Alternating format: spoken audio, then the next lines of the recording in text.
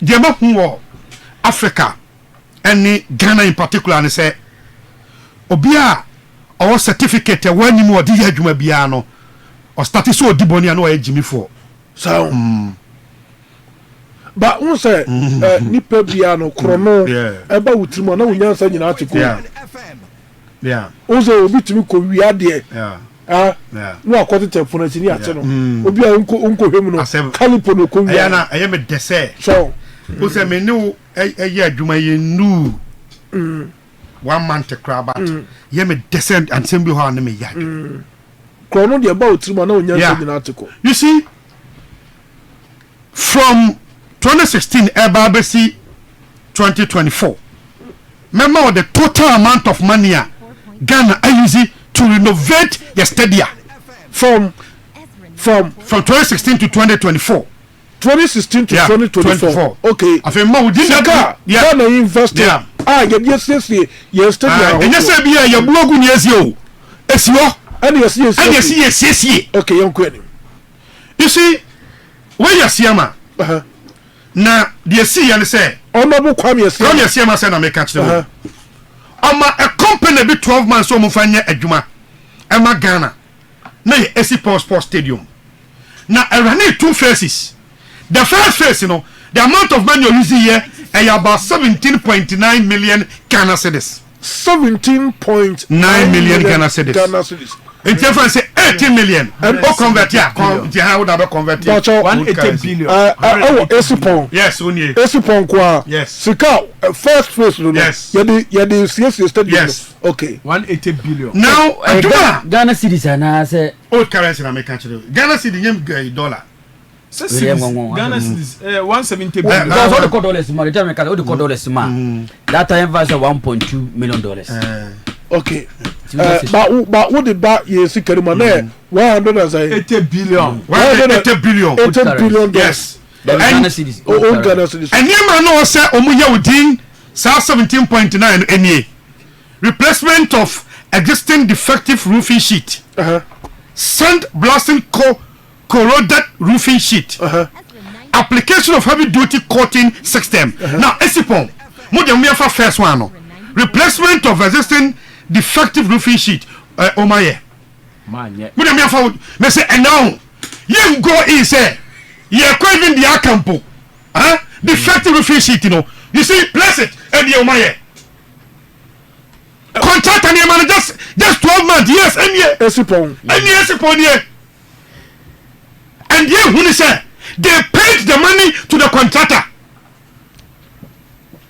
yeah first phase in the not replacement of Nkonak. Oh yes okay no roofing sheets okay omo chase camera contractor say do one dey why under honorable Kwame how many years is it and on also free for it should take you how many years okay yes that means that you pay the money to the contractor the bone of contention here did you pay the money to the contractor that's how it's all yes which is kind of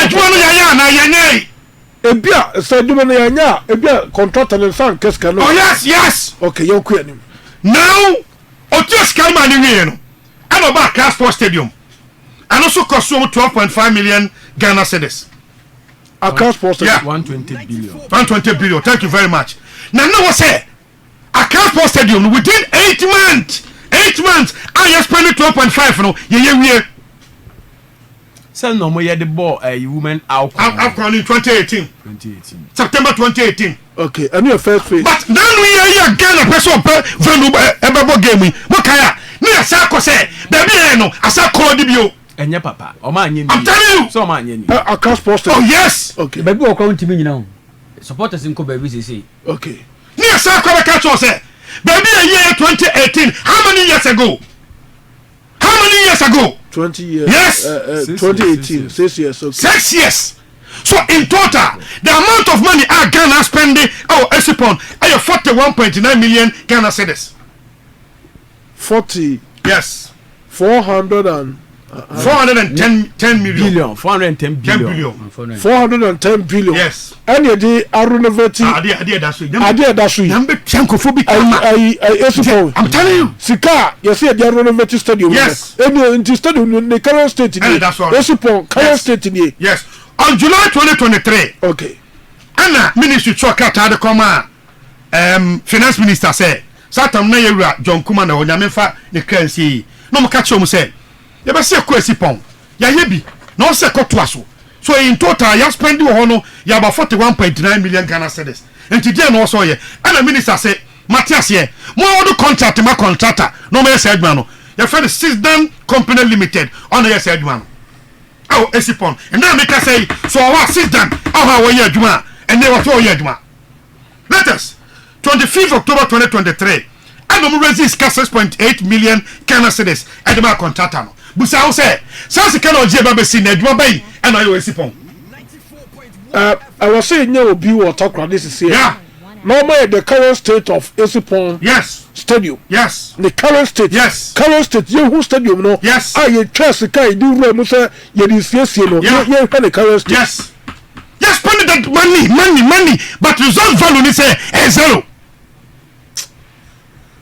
And you need that agenda say, baby, as a kind of Fabio Saba, because I know I check your money say a day now this can I. Okay. Now Accra Sports Stadium. 27th of February 2020. And a contract to be a friend say Coop Bay Canada Limited. And you have the contract man. Secure demand no 22.4 million Ghana cedis. 22.4 million Ghana cedis. Omu receive certificate within that time. That period because you hear the term. So we 11.2 million Ghana cedis that time. And they pay the money to the contractor. But at a point in time, not Ghana never be a more you walk out qualifier. So that's just qualifier. No say you did careful inspector no call me na call deal ka chere say how there wo fa nye ra Ghana 94.1 na de da bia me kan say e dan yesi ye kakaka baba bia ndi pada e ketu abi sikira wonya no bebrebe no de na de be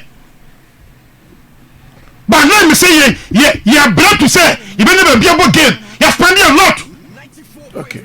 Now let us finally Kumasi Sports Stadium. Na no kwa de ayanda bufu say adekase ma ba begina aka che wiase nyina say e ho de baby ofi tirio en baby ofi no e kwam bia so baba beye amana yeye am say he's on tape our church musa now 21.12 million Ghana cedis and na omo expend over Baba Sports Stadium omo odo contract ni ma Jakaya Limited. Yes, on 6th of April 2020. But me no mo kasa seat that daga seat no omo afa de ko enkran for no na ayisu na no ayi e friend say the scoreboard ayisu ha omo afa de ko entine de rebusa no say 21.1 million Ghana cedis no e den no de ye that assembly ya kan sa no e dangerous and so can you know buma you spend about 85 million Ghana cedis our Stadia. Yeah, more converting to dollars, man. 850 billion. Yeah, 850 billion. Dollars say yet Ghana can be unconverted to that is dollar no amount. 85 million Ghana cedis. And I know 850 billion. I know Esipon Accra then Kumasi. Yes. The next series you're not tracking Tamale. Yeah. And of all the sports centers. Yeah. Most of them building what Ghana. Yeah. Where him ye? Oh, we have Bayara. We have Bayara after okay. Now let us. The also now you are fact. You can fact in Abum. We need to petition Yoko. You can tell Yoko say the amount of money Ghana spending was Stadia no any and there must be another probe into the African Games of course Accra. Oh yes. The money spent yade a hosting tournament no. I'm afraid that stadium na friend Legon stadium no. Oh yes. Almost stadium no Legon for na abudio. Yeah. But in this kaku room this CSU to read the standard no sika di wura no.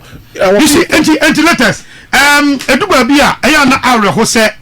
Na and can say Botema had over $200 million near Botema. Central Principal can Ghana citizen M1.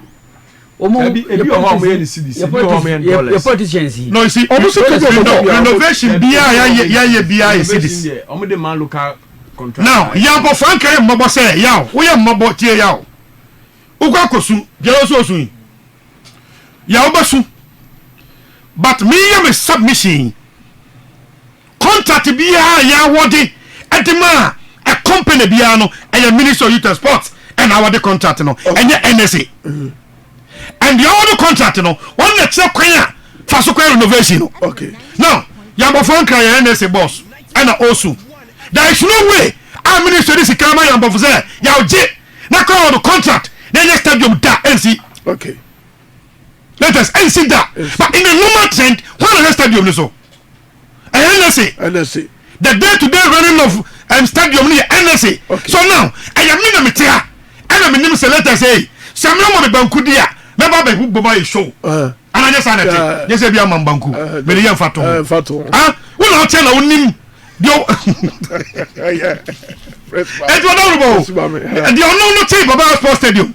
I don't know running stadium, no, Nim say, ABC in the Ecosono. You have no contract, no ministry, no, think I know. I want the Ecosono, well, no contract. Okay. You see, ABC or Traverso. Okay, my channel. Okay. Thank you very much.